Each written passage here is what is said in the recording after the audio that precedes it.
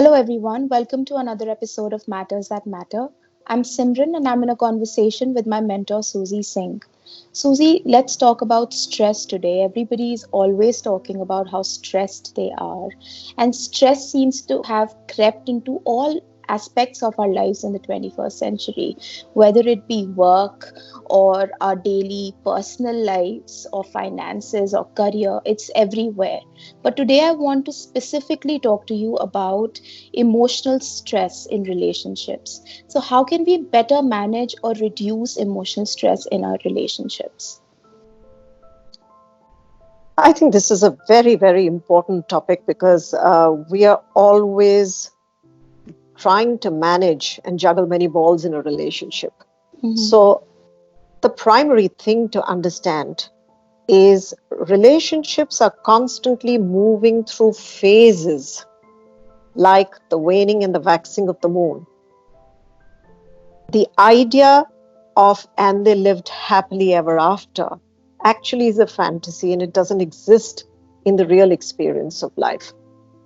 Right. So, whenever a relationship pendulum is swinging towards you and in your favor, you will enjoy the phase of deep connection, deep bonding, good intimacy, good understanding. And what we will find is that trust will come naturally, understanding and care will flow spontaneously during this phase, and stress levels are minimal in the relationship at such times.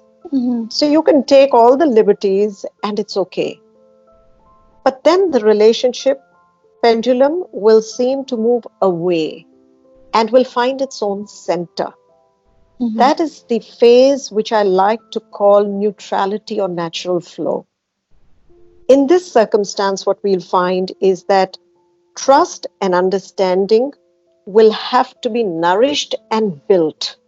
So it Right. will require daily small efforts to consolidate and build that trust. And stress levels are likely to be medium. Right. If you want to maintain harmony in the relationship, you will have to invest in it daily. This Mm. is your neutrality phase. And then there is a third phase when the pendulum swings to the opposite extreme from you. This is the deep disconnection and discontent phase of a relationship.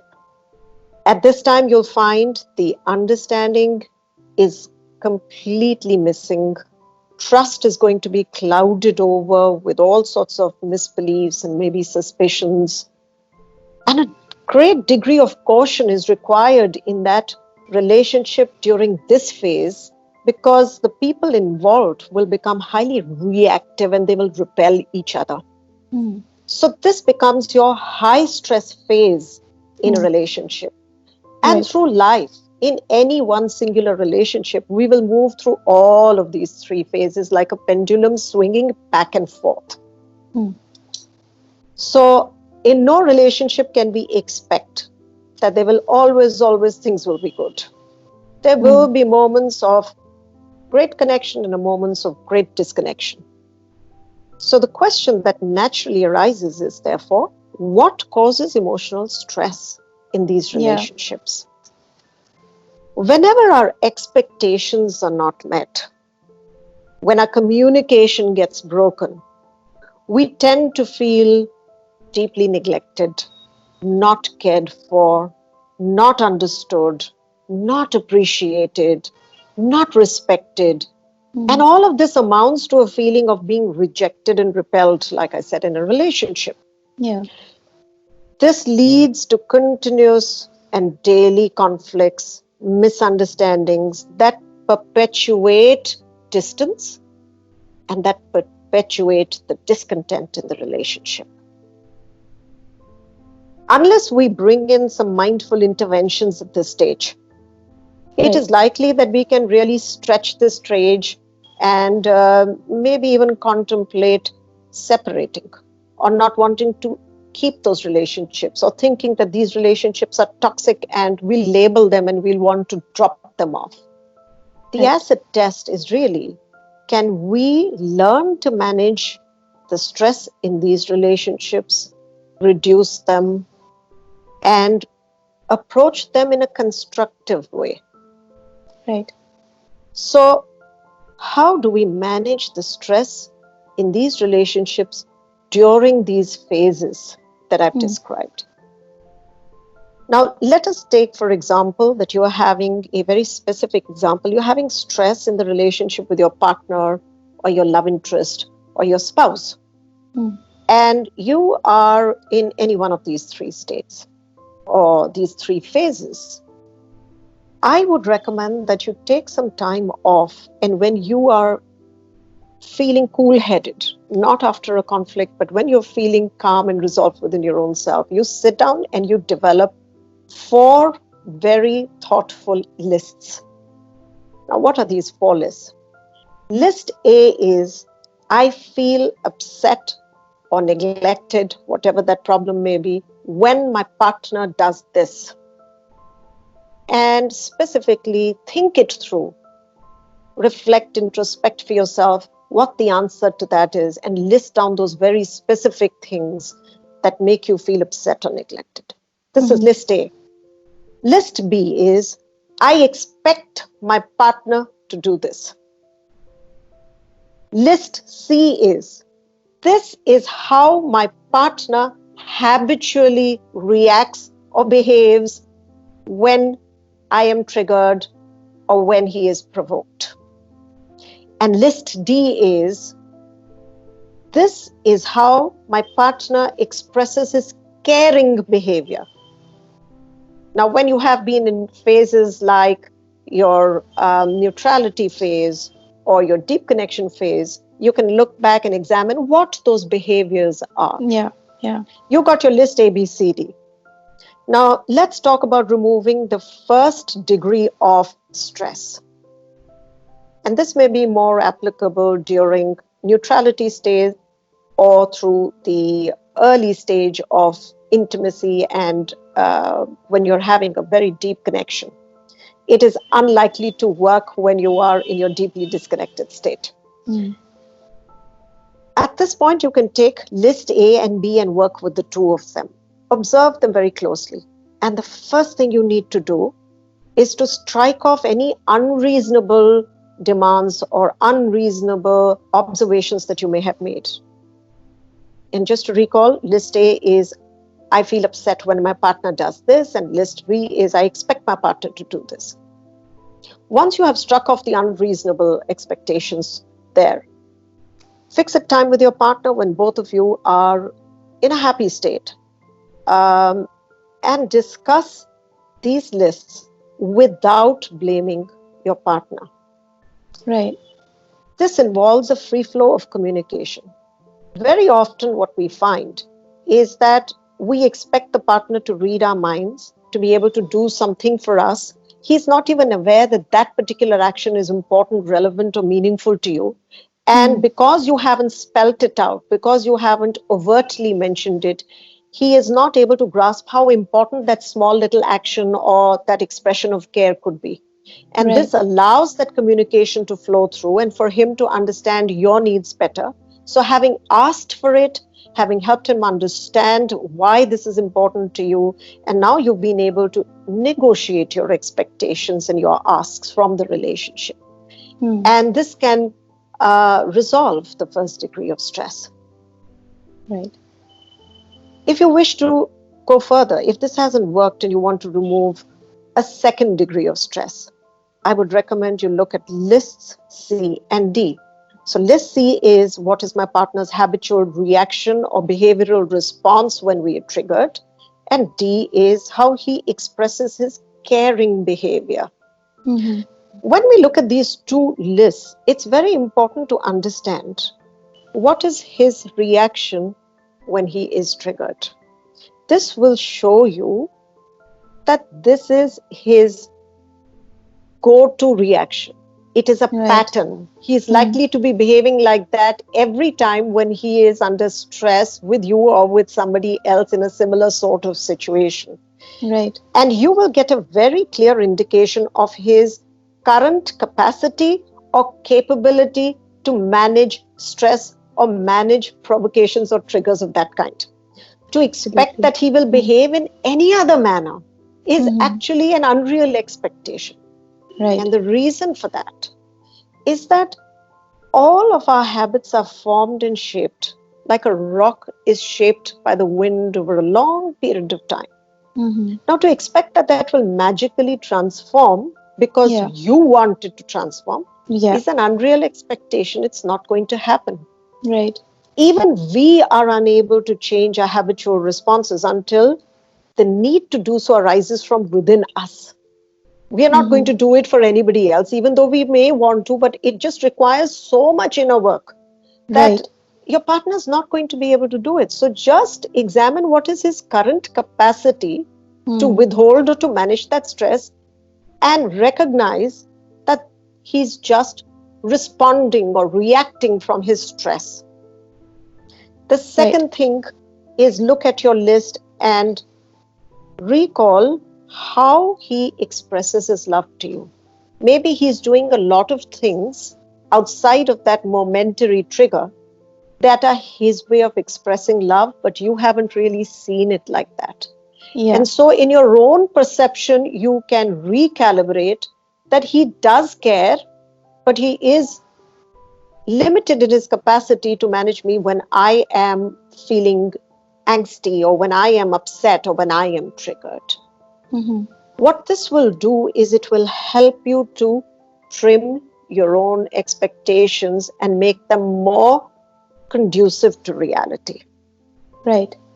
So, first degree of stress is managed by negotiating expectations through communication with your partner. The Mm-hmm. second degree of stress is managed by doing this deep, insightful work on behavior patterns and trimming your own expectations. And now Right. we arrive at the third degree of stress, which is most useful and applicable to your deep, discontented state or phase in life in a relationship. When you are looking and doing the work here, you have to recognize one important thing. We tend to always blame the partner and say the fault lies with the other. Yeah. But if you actually witness what happens in these breakdowns, you will realize that both of you, have become what I'd like to call reactive porcupines.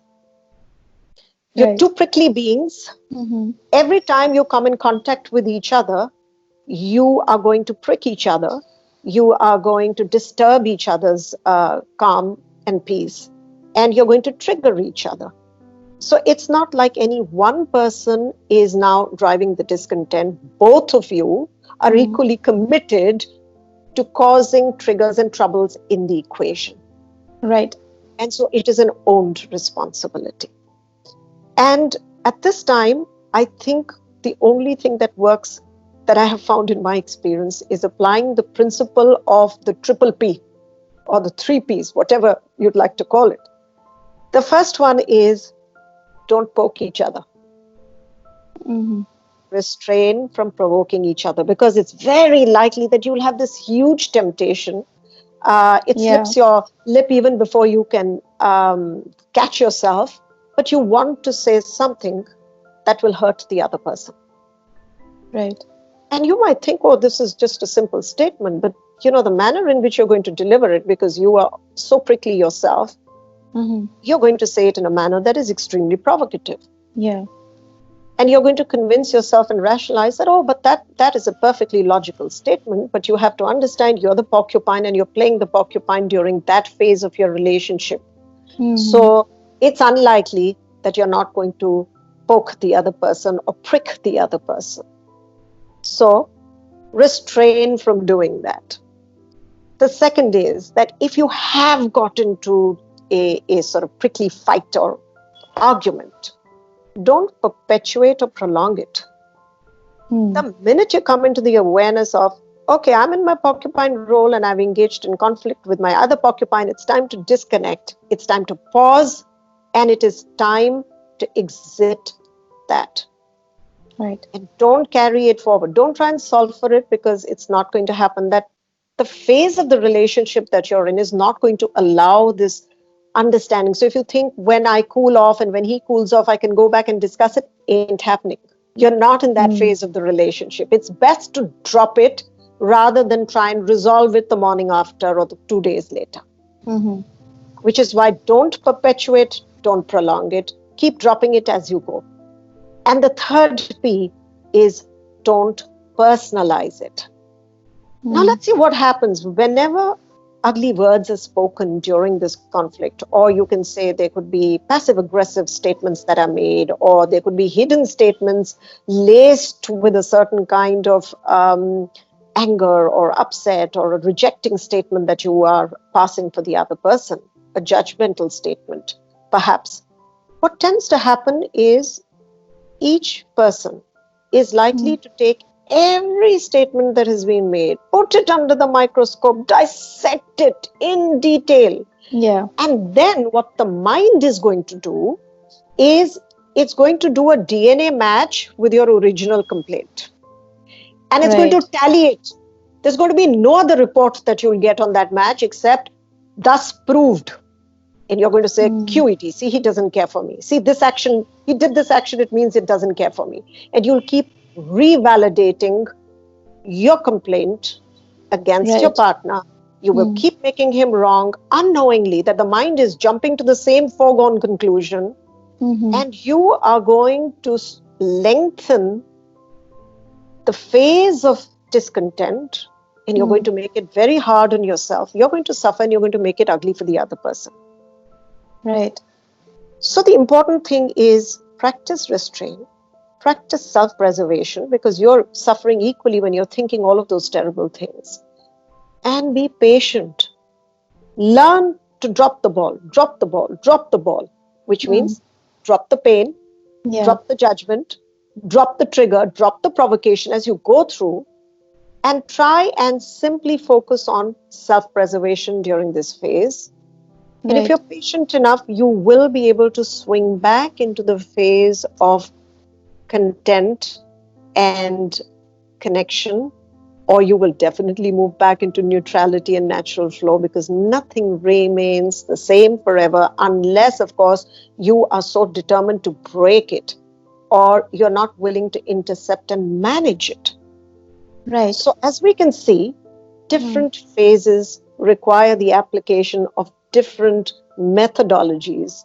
And if we can be mindful and if we can be responsible and if we can focus on let's reduce the stress, regardless of whichever phase of the relationship I am in presently, you will Mm. definitely be able to make it easier upon yourself and upon your partner and your ecosystem. Absolutely. Susie, sometimes in relationships, it is seen that one's expectations do not match the capacities that your partner might have. For example, you use this word capacity of your partner. I might have an expectation to be seen or heard in a particular way, but my partner might not have the capacity to see me or hear me in that particular way emotionally. So, what can one do in that compatibility crisis in a relationship if that is the case? Because then you're just hitting a dead wall with your expectations. So, in that situation, it's very important for you to examine for yourself how valuable is that relationship for you. Now, I'm not considering whether you are committed or whether you're married. I'm not looking at those situations. I'm just saying, assuming that you have the freedom in either of those situations to walk in or walk out of the relationship or to stay in Mm-hmm. and walk out. If the other person does not have the capacity to see and hear you, and if Right. you really, really value that capacity, this individual is not going to develop it. There's no guarantee that he's going to ever develop that capacity. Mm. And do you want to wait for the rest of your life hoping that some fine day he will develop that capacity and you will be seen? Right. Right. If he doesn't have that capacity and you value it dearly, then perhaps the reality check is this is never going to fulfill me, this relationship. Mm. And it's probably not supportive of what I want in life or what my needs from a relationship are. And then you should willfully and very lovingly perhaps, end that relationship and seek what you really want from another Right. relationship where you can find it. Mm-hmm. Having said that, I will also say there is a second aspect, which is the law of attraction aspect. If Mm-hmm. you did attract an unseeing, unhearing person into your life, Mm-hmm. maybe it's time for you to examine whether you are seeing and hearing your own self, in whether you're valuing your own self in the manner that you are or want to be. Mm-hmm. And if you are not, then perhaps you should work on yourself first and be able to manifest those qualities and capacities in yourself before you expect someone else to honor Right. you in that way. Absolutely. I think two things that I found very interesting were the three phases that you described that relationships go through. And it is very important for us to remember that trust is something that is built and something that we cannot take for granted in all phases of our relationships. And the second thing was that it is very important for us to develop awareness about our relationships and what the needs of the relationship are and what our needs are and what our partner's capacity and needs are in a relationship. Thank you so much, Susie, for explaining so beautifully and in detail how we can manage our stress in relationships. If you found this video helpful, please like, share, and subscribe to this channel. Thank you for watching, and we will see you soon.